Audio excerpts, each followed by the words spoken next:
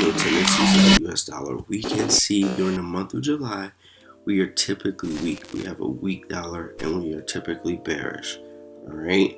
And so I'm anticipating that we hit that weekly order block and we now should continue to go bearish, right? Based off of what I see here on this historical data.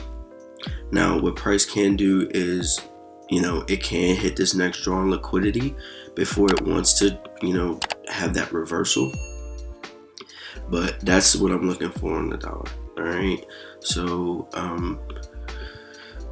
we can see, price continue to move up.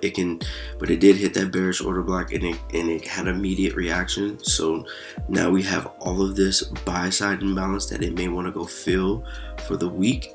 So we'll be keeping our eyes on that.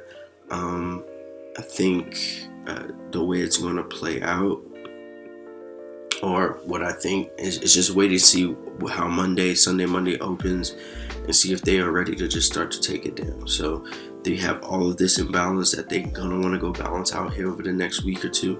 So now that they hit that bearish order block, or they can, flip it and take out that liquidity, take out this next swing high first and then continue down, but we shall see.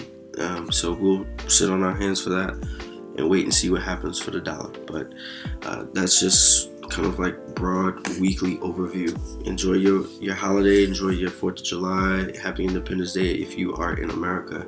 If not, man, we'll tap in with you guys again for the live session starting again on Tuesday.